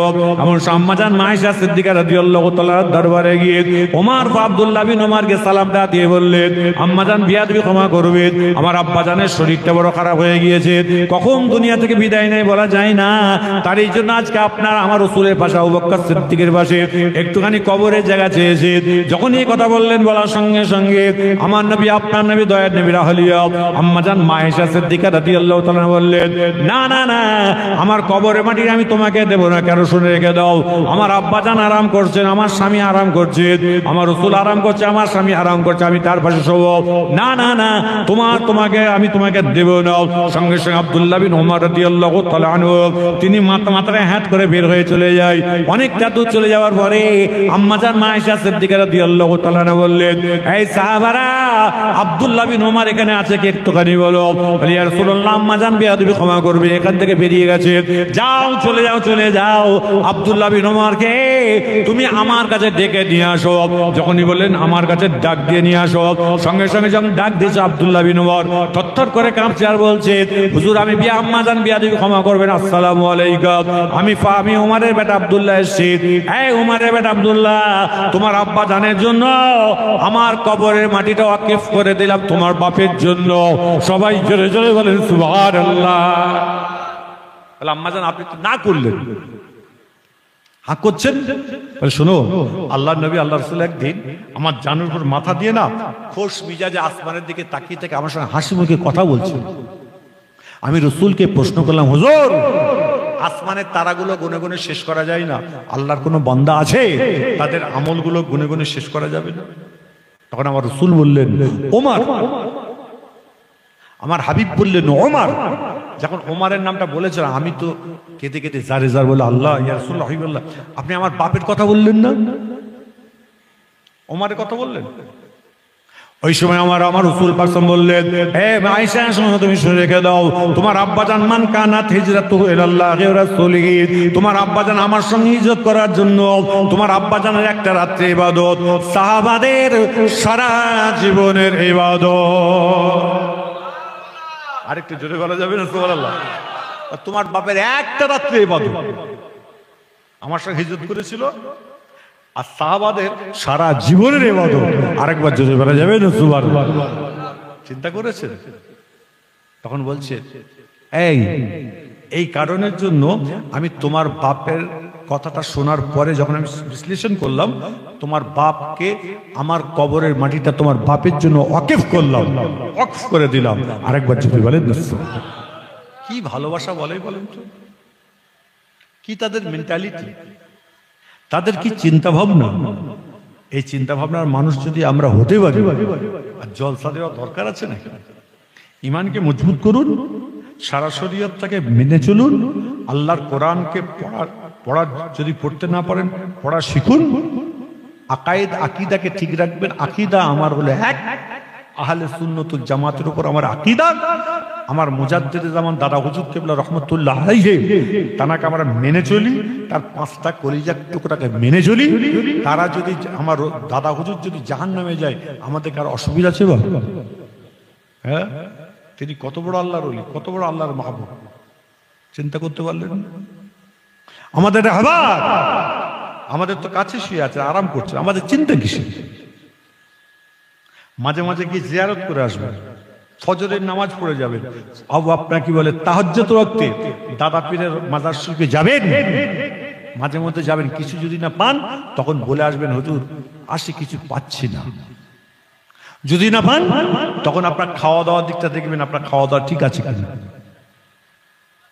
আপনার যে ছেলেটা টাকা পাঠাচ্ছে দিল্লি বোম্বে থেকে, সেই টাকাটার মধ্যে কোনো খাত আছে কিনা দেখে নেবেন। নচেত নিজের টাকা, কসরতের টাকা খাবেন, আল্লাহ আপনাকে প্রিয় বান্দা হিসেবে কবুল করে নেবেন। আরেকবার জোরে বলেন না, আরেকটু আনন্দের সঙ্গে জোরে বলে যাবেন। আল্লাহ নবীর দরবারে কথা বলতে গিয়ে আমার রাসূলকে আমি চিনতে পারলাম না, ওমর ফারুক আপনি আমার রাসূলকে চিনতে পারলাম না। হযরত ওমর ফারুক রাদিয়াল্লাহু তাআলা তার ছেলের কথা মনে পড়ে। একদিন তিনি বড় অন্যায় করেছে, অপরাধ করে ফেলেছে। এমন সময় আপনার ওমর ফারুক খলিফাতুল মুসলিমিন, এমন সময় তিনি বড় চিন্তার মধ্যে পড়ে আছে। খলিফাতুল মুসলিমিন এমন সময় তিনি শুনতে পেয়েছে, এমন সময় ছেলেটা অন্যায় করে ফেলেছে। ওই সময় থাকতে পারলেন না, জাল্লাদকে ডাক দিয়ে বললেন, এই জাল্লাদ, তোমাকে এখানে বসার দরকার, তুমি আজকে আমার ছেলেটাকে এই জায়গায় তুমি তাকে আপনার কি বলে 100টা বেত মারো, তাকে 100টা বেত মারতে হবে। সঙ্গে সঙ্গে জাল্লাদ তার হাতের মধ্যে হাত গেলিয়ে ছড়িটা নিয়ে জাল্লাদ মারছে, এমন সময় ছড়ি মারছে। এমন সময় ওমর ফারুকের মনের মতো হয় নাই। সঙ্গে সঙ্গে ওমর ফারুক রাদিয়াল্লাহু তাআলা সঙ্গে সঙ্গে আপনার ছড়ি, আপনার কি বলে ছড়িটাকে নিজের হাতে নিয়ে 80টা বেত মেরেছে। মারবার পরে ছেলেটা দুনিয়া থেকে বিদায় নিয়েছে। সঙ্গে সঙ্গে গোসল করালেন, কাফন পরিয়েছে। দাফন করা আপনাকে দাফন করিয়ে দেয়। দাফন করবার পরে এমন সময় জাল্লাদের কাছ থেকে এমন সব ছড়িটা চেয়ে ওই কবরের মধ্যে একবার নয়, দুইবার নয়, 80 বার বেত্তা মারলো। সাহাবারা প্রশ্ন করলো, ওমর ফারুক শুনে রেখে দিন, আপনি কি কারণে আজকে বেত্তা মারলেন কেন? বলেন, বলে অন্য কোনো কারণ নেই, আল্লাহ পাকের দরবারে 100 বেত পাওয়ার মতো তার আপনার কি বলে নিয়ম ছিল। 80টা বেতে মারা গেছে, আজকে 20টা বেত যদি না মারে আমি আল্লাহ পাকের দরবারে কি মুখ দেখাবো? তারই জন্য আমি ওমর আমার সন্তানকে কবরে 80টা বেত মেরে আমি কমপ্লিট করলাম। আমি 80টা বেত মেরে কমপ্লিট করলাম। ওমরের ভিতরে আল্লাহর ভয় কেমন বুঝতে পেরেছেন? হ্যাঁ, কত বড় অন্যায়, কত বড় ভয়, আল্লাহর ভয়, আল্লাহর ডর। আল্লাহ বলছে, বান্দা তুমি আমার হয়ে যাও, আমি আল্লাহ তোমার হয়ে যাব। আরেকবার যদি বলা যাবে না সুবহানাল্লাহ, আরেকটু আনন্দের সঙ্গে যদি বলা যায় না। আল্লাহ নবীর দরবারে কথা বলতে গিয়ে আমার রাসূলকে আমি চিনতে পারলাম না, হাবিবুল্লাহ হাবিবকে আমি চিনতে পারলাম না। আমার নবী, আপনার নবী, দয়ার নবী হুজুর আকরাম সাল্লাল্লাহু আলাইহি ওয়াসাল্লাম একদিন ফজরের নামাজ পড়ে, আর একদিন ফজরের নামাজ পড়ে বেলা 10টা সাড়ে 10টার দিকে এমন সময় আমার আম্মাজান মা আয়েশার কাছে আসলেন। আসার পরে দেখতে পাই আম্মাজান মা আয়েশা আমার রাসূল পাকের জন্য তিনি রান্না করছেন। এমন সময় যাও রান্না করছেন, এমন রান্না আলোচনা করছেন। এমন সময় ফজরের আজান হয়ে আপনার জোহরের আজান শুরু হয়ে যায়। যখনই জোহরের আজানটা শুরু হয়ে যায়, আম্মাজান মা আয়েশা সিদ্দিকা রাদিয়াল্লাহু তাআলা আনহা এমন সময় আমার রাসূল পাক আম্মাজান মা আয়েশার ঘর থেকে তিনি বের হয়ে গিয়ে জোহরের নামাজ আদায় করলেন। জোহরের নামাজ আদায় করবার পরে এমন সময় আমার নবী, আপনার নবী, দয়ার নবী হুজুর আকরাম সাল্লাল্লাহু আলাইহি ওয়াসাল্লাম ঘরে আসলেন। আসার পর দেখতে পাওয়া যায় আল্লাহ আম্মাজান মা আয়েশা যেই জায়গায় রান্না করছিলেন সেই জায়গায় আর তিনি রান্না করছেন না। কোথায় গেলেন, কোথায় গেলেন? এমন সময় ঘরের দরজাখানা খুলে দেখতে পাই আম্মাজান মা আয়েশা সিজদায় গিয়ে আল্লাহ পাকের দরবারে দরবারে কাঁদছে। এমন সময় টানা কান্না থেকে আম্মাজান মা আয়েশা আমার রাসূল পাক কোনো কথা বললেন না। এমন সময় যখন রাসূল পাক কোনো কথা বললেন না, ওই সময় আম্মাজান মা আয়েশা তিনি সিজদায় পড়ে কাঁদছেন। সিজদাতে ওঠার পরে এমন সময় আল্লাহ পাকের দরবারে দোয়া চাইলেন। দোয়া চাইবার পরে আম্মাজান মা আয়েশাকে আমার রাসূল পাক সাল্লাল্লাহু আলাইহি ওয়াসাল্লাম দিয়ে বললেন, ইয়া রাসূলুল্লাহ, ইয়া হাবিবাল্লাহ, হুজুর আপনি আমার বিয়াদবি মাফ করবেন, আপনি আমার বিয়াদবি ক্ষমা করবেন। আজকে আমার কাছে আসছে, আপনি আমাকে সালাম কেন দেননি? বলে আয়েশা তুমি কেন কাঁদছিলে? বলো মা ইউতিকে তুমি কেন কাঁদছিলে? বলো হুজুর বিয়াদবি ক্ষমা করবেন। আপনার সোনার জবান থেকে আমি শুনেছি একটা ছুঁচকে মাটিতে ভরে দেওয়ার পর ছুঁচটা যখন তোলা হয় গায়ে যতটুকু মাটি লেগে থাকে জাহান্নামের আগুন ততটুকু দুনিয়ায় লেগে আপনার দুনিয়াতে আসে। হুজুর বিয়াদবি ক্ষমা করবেন, আপনার জন্য আমি রান্না করছিলাম, আগুনের একটা ঢিল আমার হাতের মধ্যে পড়ে গেছে। এমন সময় আপনার কি বলে ফুসা উঠে গেছে, জ্বালা যন্ত্রণা শুরু হয়ে গেছে। আমি চিন্তা করলাম আপনার উম্মতের কি হবে, তারই জন্য চিন্তা করছিলাম। চিন্তা করতে গিয়ে সিজদায় গিয়ে আল্লাহ পাকের দরবারে কাঁদছি। আমার নবী আপনার নবী দয়ার নবীর সঙ্গে সঙ্গে বললেন, এই জি আপনার কি বলে আপনার আয়েশা তুমি শুনে রেখে দাও, তুমি যেভাবে কান্নাকাটি করছো কাল কিয়ামত পর্যন্ত কোন স্বামী যদি তার আহাল পরিবার পরিজনের জন্য কাঁদতে যদি পারে, তার স্ত্রী যদি তার আহাল পরিবার পরিজনের জন্য এইভাবে কাঁদতে পারে, আমার আল্লাহ পাক উভয়কে জান্নাতি বলে কবুল করে নেবে। একটু কাঁদবে। বলছে হাতের মধ্যে একটা আগুনের ঢিলা পড়েছে। বলছে জাহান্নামের আগুন তো শুনেছি একটা ছুঁচ মাটির ভেতরে ভরে দিলে যতটুকু গায়ে লেগে থাকে ততটুকু। হুজুর এত জ্বালা যন্ত্রণা আপনার উম্মতের কি হবে? ওর জন্য আমি সিজদায় গিয়ে কাঁদছিলাম। আরেকবার যদি বলে যাবে না, খবরদার এই ভয়টা আল্লাহর ভয়টা ভিতরে বেশি করে রাখবেন। বান্দার ভয়ের কথা চিন্তা করবেন, আল্লাহকে ভয় করবেন, নবীকে ভাবেন, নবীকে মহব্বত করবেন, আল্লাহকে পাবেন। আরেকবার যদি বলেন না, আর কি করবেন? কবরে প্রত্যেককে শুতে হবে, প্রত্যেককে কবরে শুতে হবে। কবরে শুতে যাওয়ার আগে আপনি হুজুর কখন কার মত হবে কেউ কেউ জানে? যখন যার সঙ্গে সাক্ষাৎ হবে, দেখা হবে, বলে ভাই ক্ষমা করে দিস, মাফ করে দিও ভাই। কেন রে ভাই এর বলছিস কেন? না রে ভাই কখন যেতে হয় বলা যায়। তখন কিন্তু ওই লোকটি আপনি যখন মারা যাবেন ওই লোকটা তখন বলবে, এই শোন, বলে কি? বলে এই লোকটা খুব ভালো মানুষ ছিল। বলে কেন? যখনই যার সঙ্গে দেখা হতো একবার দুবার তিনবার বলতো ভাই তুই মাফ করে দিস, মাফ করে দিস। দেখেছো লোকটা কত ভালো মানুষ বলতো। যখন এই ভালো ভালো বলবে আল্লাহ পাক এই দুনিয়াতেও আল্লাহ পাক পরিষ্কার করে দেবেন, আখিরাত আল্লাহ পাক জান্নাতি করে দেবেন। আরেকবার জোরে বলেন, আরেকটা আনন্দের সঙ্গে জোরে বলা যাবে। আরেকটা জিনিস করবে, অজু যখন করতে যাবে, অজু যখন করতে যাবেন একবার তওবা ইস্তিগফার করবে, লা হাওলা ওয়ালা কুওয়াতা ইল্লা বিল্লাহিল আলিয়্যিল আযীম বললেন।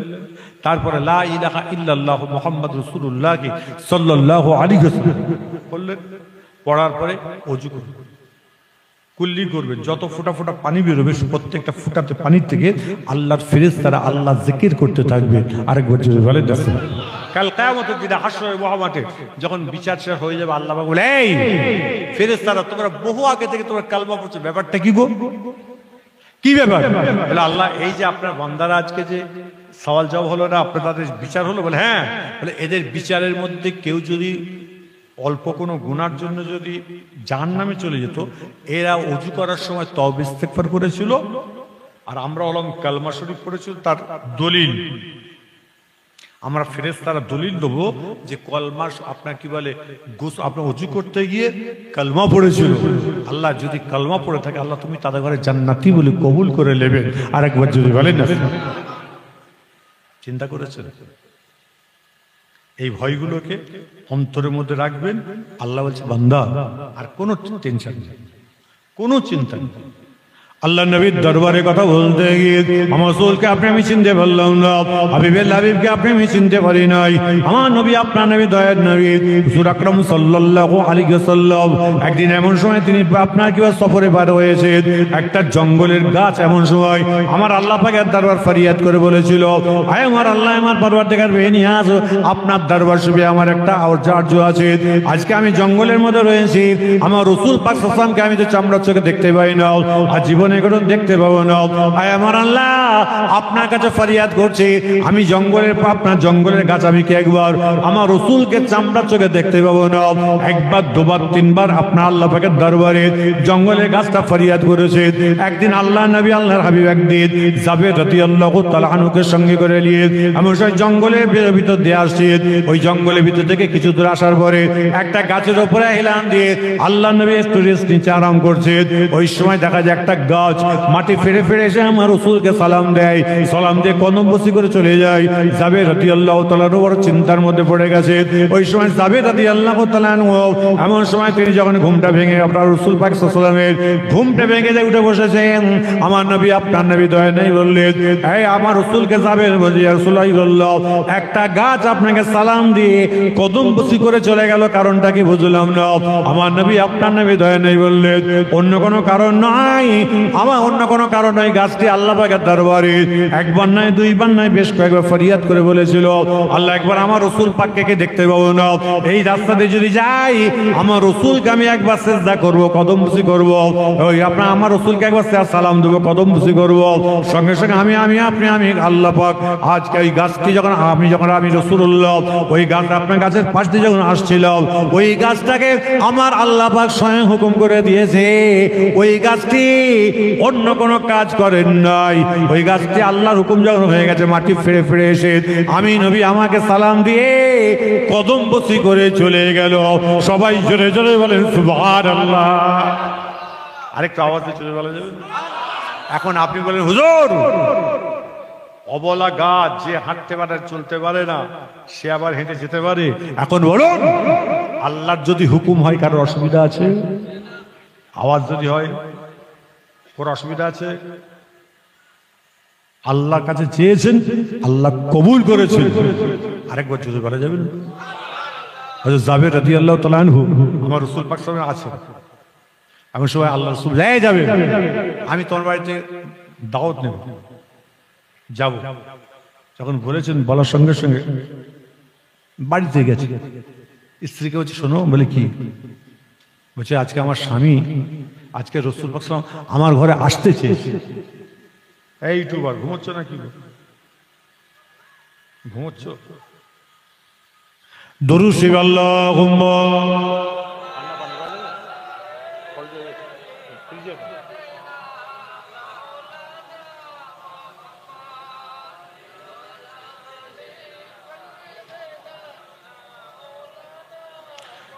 دين لنا والعاق لنا والعاجل لنا والكل لنا، دين لنا والعاق لنا والعاجل لنا والكل لنا، الإسلام لنا دينا ميع القول لنا أججناه هو سقنا، اللهم صل على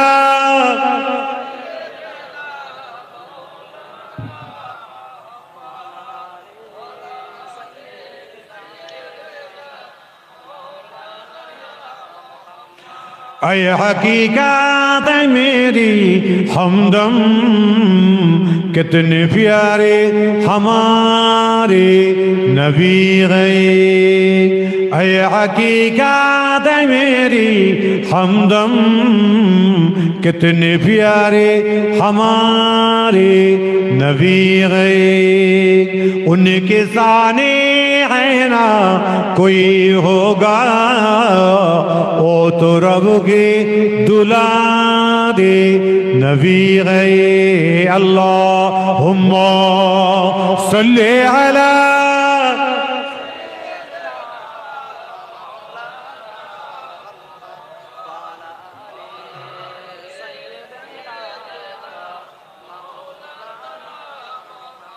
যাই হোক, অনেক কথাবার্তা হলো বাবা, কষ্ট হচ্ছে কারো? হ্যাঁ, নামাজ কার হুকুম তাহলে? পড়া হবে তো ইনশাল্লাহ? আরে হাতটা তুলে দেখাও। দেখবে আমরা নামাজ পড়বো, কার হুকুম পালন করব? আল্লাহর হুকুম।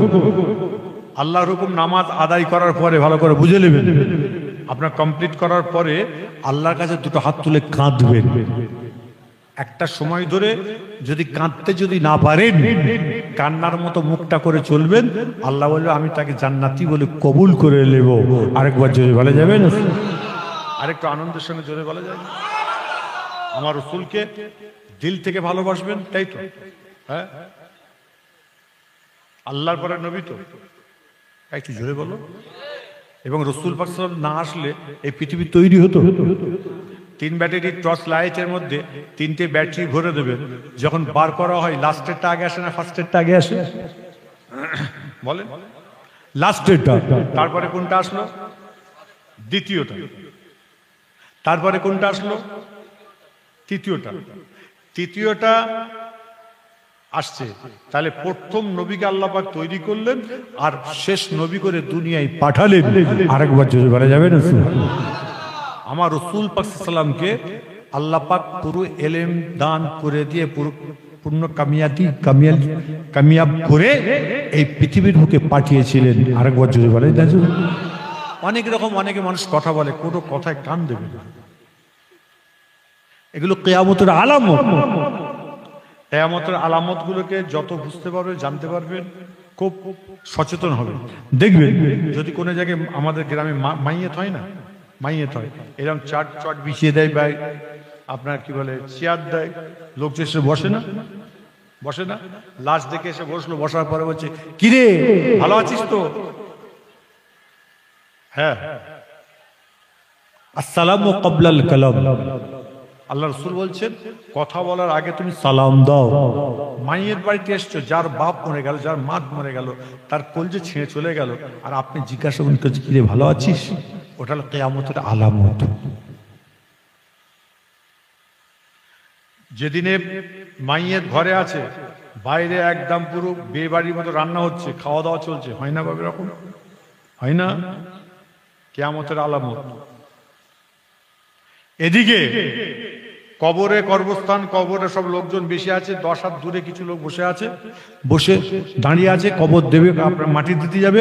এমন সময় বলছে কি রে তোর সব কেমন চলছে বল না, তোর ঠিকঠাক চলছে তো? এরকম হয় না?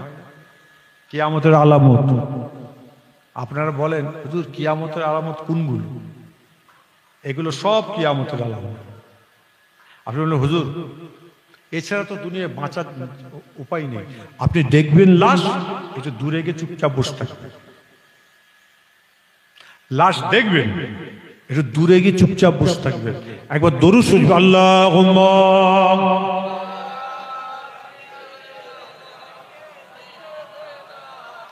গ্লাস লাগবে না, ঠান্ডা তো এটা। দরুদ শরীফ আল্লাহুম্মা।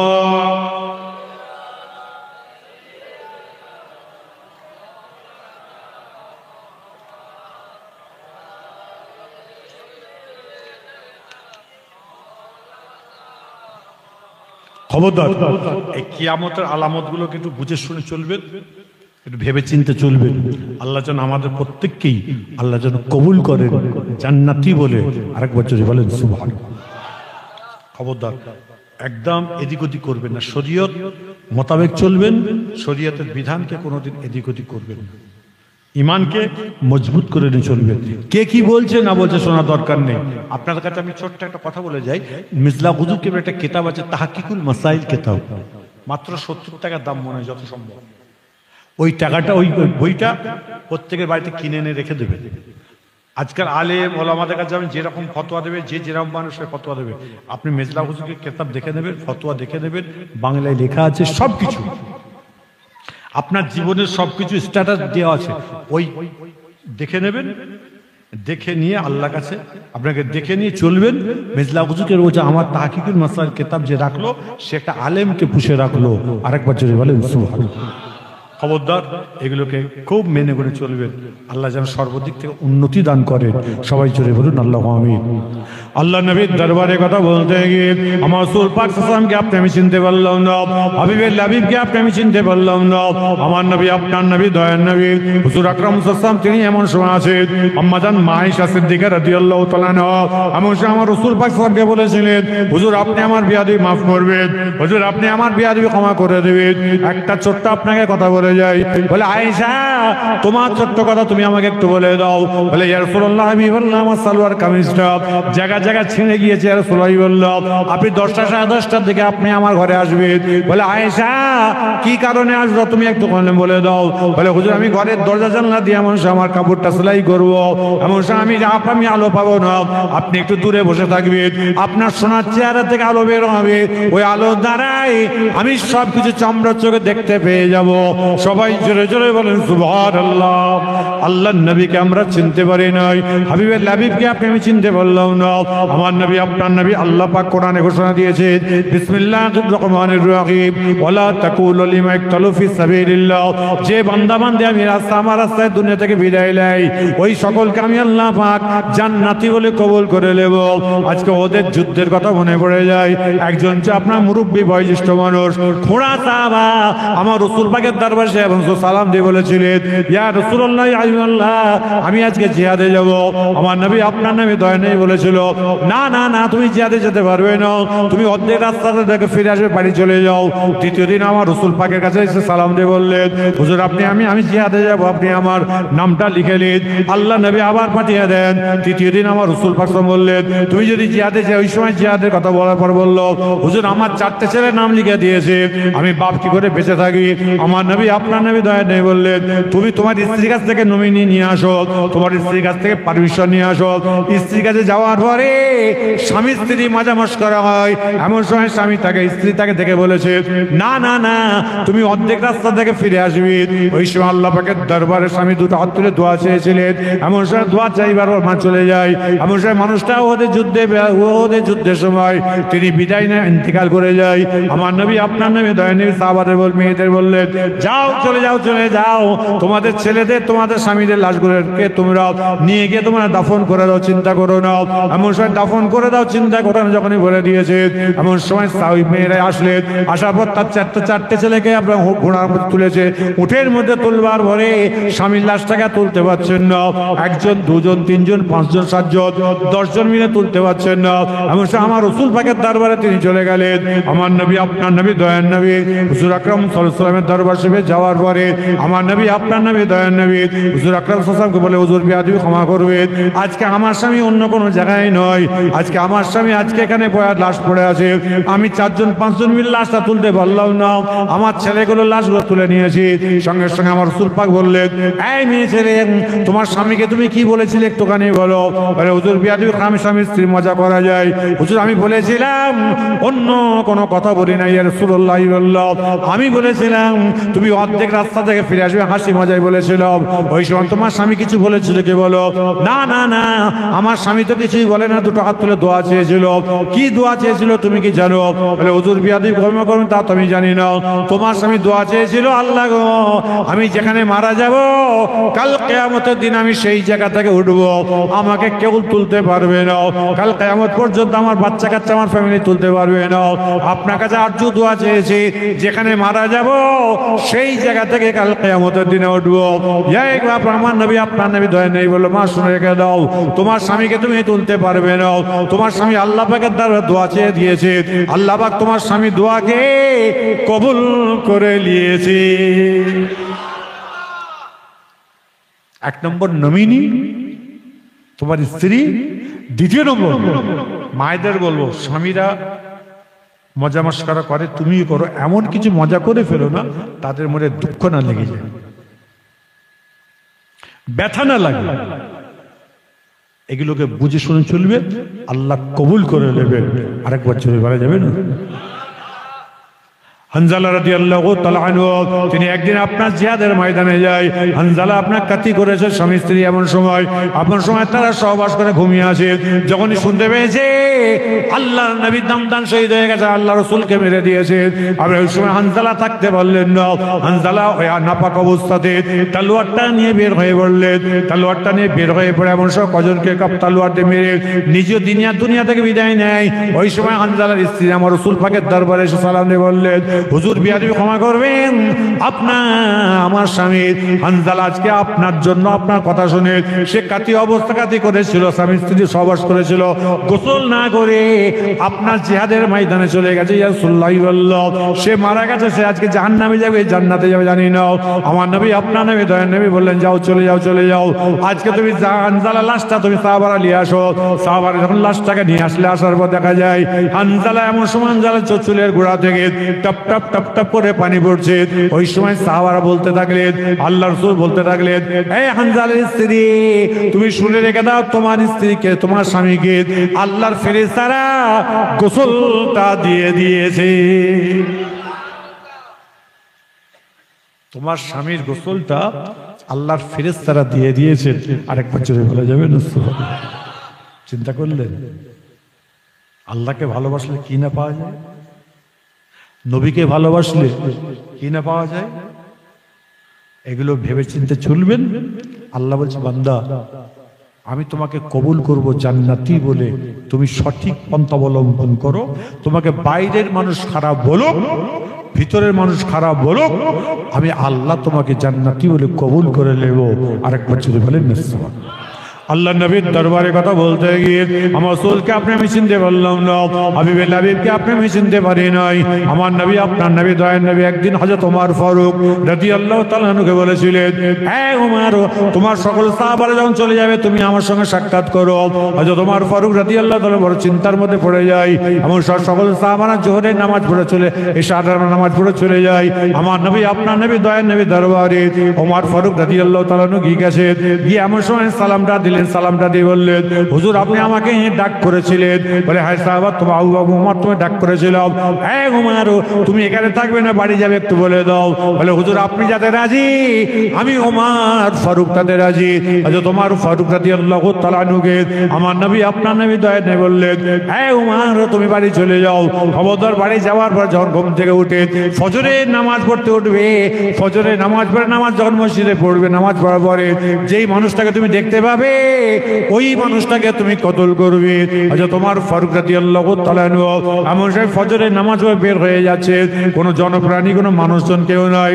এমন সময় 1.5 থেকে 2 কিলোমিটার যাওয়ার পর দেখা যায় আল্লাহর একজন বান্দা আমার মতো জুব্বাধারী, আমার মতো টুপিওয়ালা, পা পর্যন্ত জুব্বাওয়ালা, এমন সময় আপনাকে হাজার দানা তাসবিহ নিয়ে আল্লাহু আল্লাহু করে জিকির করছে।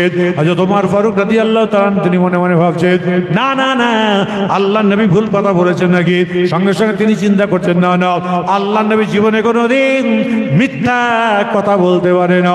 সঙ্গে সঙ্গে তলোয়ারটা বার করে ঘাড়ের মধ্যে একটা কোপ মেরেছে, ফিনকিরি দিয়ে গর্দানটা কেটে দিয়ে গিয়ে ফিনকিরিতে রক্ত বের হচ্ছে।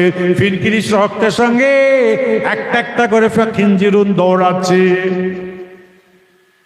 খিঞ্জিরুন মানে জানেন তো, আর বলতে হবে না, বুঝতে পারছেন না? খিঞ্জিরুন বোঝেন না?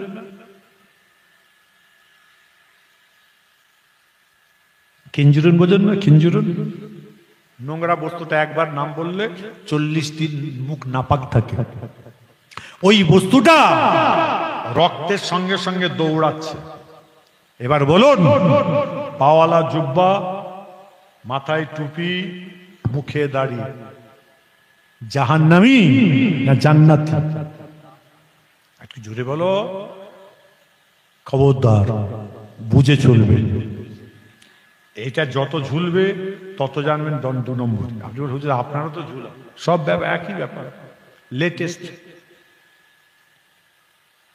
আমরা যদি হাফ পড়তে যাই, আমাদের বাড়ি আমার ঘর ড্রাইভার ওই যে পাঞ্জাবিটা ভালো লাগবে, বুঝলেন? কেন কি হয়েছে, একটু বাড়িয়ে রাখবে, ঠ্যাং ঠ্যাঙে লাগছে। আমার আব্বাজান বলতেন, রে নেসবুসা এই পর্যন্ত পাঞ্জাবিটা রাখো, বাদ বাকি কাপড়টা যেটা বেশি থাকছে। আমার আব্বাজান খুব বলতেন, ওরে মেয়েদের ব্লাউজের পিস হয়ে যাবে, তোর স্ত্রী যদি না পড়তে পারে, তোর কোনো মহিলাকে বলবি, মা এই কাপড়টা দিলাম, একটা সালোয়ার একটা ব্লাউজ তৈরি করে নিও, আল্লাহ তোমাদের ঘরে সব দান করবে। আমার আব্বা খুব বলতেন, এটার উপরে খুব তাগিদ দিতেন। কথা বুঝতে পারছেন? কোথায় যাবেন? আমার রসুল বললেন, তুমি যাকে দেখতে পাবে প্রথম তাকে তুমি কতল করবে। যখনই বলেছে কতল করবে, তখন বলছে আমার ওমর বলছে, কি করে হয় এটা? হয় কি করে? মেনে নেব কি করে? কথা ঠিক। আল্লাহ আল্লাহ যদি আমাদের হেফাজত করে তবে কিন্তু আমরা হেফাজত হতে পারবো, নচেত আমাদের যে আমরা যে কর্মকাণ্ড করে ঘুরে বেড়াচ্ছি, আমাদের জান্নাত পাওয়া খুব কঠিন। আপনি বলেন, হুজুর আপনার পীরের বেটা, হ্যাঁ পীরের বেটা বলে আমল ইবাদত বান্দিগি করতে হবে না, অটোমেটিক জান্নাতে চলে যাবে? তা হয় না। একটু বুঝে চলেন, একটু ভেবে চিন্তে চলেন। যদি চলতে পারেন, আল্লাহ বলছে, বান্দা আমি তোমাকে কবুল করবো জান্নাতি বলে। আরেকবার চলে বলা যাবে না? আল্লাহ নবীর দরবারে কথা বলতে গিয়ে আমার রাসূলকে আপনি আমি চিনতে পারলাম না, হাবিবের হাবিবকে আপনি আমি চিনতে পারলাম না। আমার নবী, আপনার নবী, দয়ার নবী হযরত ওমর ফারুক রাদিয়াল্লাহু তাআলা একদিন কথা বললেন, আর একদিন ওমর ফারুক রাদিয়াল্লাহু তাআলা ডেকে বললেন, হে ওমর, তুমি আমার লেবাসটা নিয়ে গিয়ে ওয়াইস কারনির কাছে তুমি নিয়ে চলে যাও। ওয়াইস কারনি যদি আজকে আমার নবীর উম্মতের জন্য দোয়া যদি চেয়ে দেয়, আমার আল্লাহ পাক তাদের করে জান্নাতি করে দিবেন। হযরত ওমর ফারুক রাদিয়াল্লাহু তাআলা এমন সময় তিনি যাবেন না, ওই সময়তে যাবেন কি, যাওয়ার পরে দেখা যাচ্ছে এমন সময় চামড়া চড়ে অন্য কোনো কিছু দেখতে পাচ্ছেন না। চামড়া যাওয়ার পরে দেখতে পাচ্ছে এমন সময় কোন দিকে যাব, মানুষজনকে জিজ্ঞাসা করে, ভাই ওয়াইস কারনি কোথায় পাবো? কেউ বলতে পারে না। একজন ব্যক্তি বলে, তুমি অন্য কোনো জায়গা যাওয়ার দরকার নাই, তুমি আজকে এখান থেকে ফুরাত নদীতে যাবে। ফুরাত নদীর তীরে থেকে একজন দেখতে পায় বস্তায় পাঞ্জাবি, মাথার টুপিটা বস্তার মধ্যে আছে। এমন সময় ওই মানুষটা হাড়ে আর চামড়াই মানুষ, ওই মানুষটা এমন সব নদী থেকে উঁচু করে উঠে আসবে। ওই মানুষটাকে তুমি সালাম দিয়ে জিজ্ঞাসা করবে, ওই মানুষটা ওয়াইস কারনি কিনা। ওই ওয়াইস কারনির কাছে এমন সময় যাওয়ার পর ওমর ফারুক বলল, সালামটা দিয়েই বললেন, আপনার নাম কি? ওয়াইস কারনি। বলে, আমাকে মানুষ ওয়াইস বলে ডাকে। এমন সময় 2-5 মিনিট 10 মিনিট পরে বলল, তোমার নামটা কি বলো? বলে, আমার নাম উমর বিন খাত্তাব, খাত্তাবের বেটা উমর। সঙ্গে সঙ্গে ওমর ফারুক রাদিয়াল্লাহু তাআলার নামটা যখন বলেছে, ওই ওয়াইস কারনির চোখ দিয়ে ঝরঝর করে পানি বার হয়ে যায়। ওই সময় ওয়াইস কারনি বললেন, মা ইউদিকে, আপনি কেন কাঁদছেন? বলে, ভাই ওমর, এই ওমর তুমি শুনে এটা অন্য কোনো কারণ নয়, আমার আম্মা জান অন্ধ মানুষ ছিলেন, আমার আম্মা জানকে একদিন গোসল করিয়ে দিয়ে আপনাকে বলে খাওয়া দাওয়া করিয়ে দিয়ে বলেছিল, আম্মা জান আমার রাসূল পাকের সঙ্গে একবার দেখা করে আসতে পারি কি? বলে বেটা শুনে রেখে দাও, আমি তো আমার রাসূল পাকে, তুমি আমার রাসূল পাকের দরবারে নিয়ে যাওয়ার পরে আমার নবীকে আমি সচক্ষে দেখতে পাবো না, তুমি আমার জন্য একটুখানি দোয়া চেয়ে নিও আমার রাসূলের দরবারে গিয়ে। এমন সময় যাওয়ার পরে আল্লাহর নবীর সঙ্গে দেখা হয় না। আল্লাহর নবী আপনাকে সফরে বেরিয়ে গেছে। এমন সময় রাসূল পাক দরবার থেকে ঘরে আসছে। এমন সময় ডুকরে কেঁদে উঠেছে। ওই সময় আম্মা জননী বুঝতে পেরে বলল, বেটা তুমি কেঁদো না, খবরদার তুমি কেঁদো না। আমি বুঝতে পেরেছি আমার রাসূল পাকের সঙ্গে তোমার দেখা হয় না। তুমি যখন চাইবে ওই সময়টা আল্লাহর নবীর জিয়ারতকে তুমি পেয়ে যাবে। আরেকটু জোরে বলা যাবে? আল্লাহ পাক তোমাকে, তুমি যখনই চাইবে আল্লাহ জিয়ারত নসিব করে দেবে। আরেকবার জোরে বলেন না। ওই সময় তা আপনার কি ওয়াইস কারনি রাহমাতুল্লাহ আলাইহি, এমন সময় তিনি চুপচাপ আছে। ওই ওয়াইস কারনি এমন সময় তিনি পাঞ্জাবিটা খুলে বললেন, হে আমার আপনার ওয়াইস কারনি, শুনে রেখে আপনার ওয়াইস কারনি বললেন, আপনার ওমর ফারুক বলে ওয়াইস কারনি, এই পাঞ্জাবিটা আপনাকে আল্লাহ রাসূল দিয়েছে। যখনই শুনেছেন ওই কাপড়টা নিয়ে একবার বুকে জড়িয়ে ধরে আবার চুমা দেয়, বলে, আরে আল্লাহ রাসূলকে আমি ডাইরেক্ট দেখতে পেলাম না, আল্লাহ রাসূলের জুব্বাটা আমি পেয়েছি। একবার, দুবার, তিনবার বলার পর শোনার পরে জুব্বাটাকে তিনি এমন সময় পড়লেন, পড়বার পরে দূরে গাত নামাজ আদায় করতে শুরু করলেন। দ্বিতীয় রেখাতে প্রথম রেখাতে সেজদায় যাওয়ার পরে, দ্বিতীয় রেখাতে যখন সেজদায় গেছে যাওয়ার পরে সূর্য যখন ডুবে আসে, ওই সময় ওয়াইস কারনিকে ওমর ফারুক বললেন, কুম বিইজনিল্লাহ, ওঠেন আল্লাহর হুকুমে ওঠেন। এমন সময় যখনই উঠলেন, উঠার পরে সালাম কালাম দিয়ে বললেন, হে ওমর তুমি কেন আমাকে তুললে? বলো, আল্লাহর নবীর আখেরি নবীর প্রত্যেকটা উম্মতির জানা অজানা সাগীরা কবিরা জাহিরি বাতেনি গুনাহগুলোকে আমি আল্লাহ পাক মাফ করে দিচ্ছিল। যখনই তুমি ডাক দিয়ে দিয়েছো এমন সময় আল্লাহ পাক বলে দিয়েছেন তোমাদের জানা অজানা গুনাহগুলোকে, উম্মতদের গুনাহগুলোকে আমি আল্লাহ পাক পরওয়ারদিগার বেনিয়াজ যখনই তারা চাইবে আমি আল্লাহ পাক ক্ষমা করে দেব।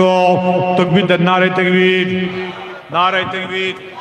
মুজাদ্দিদ জামান দাদা হুজুর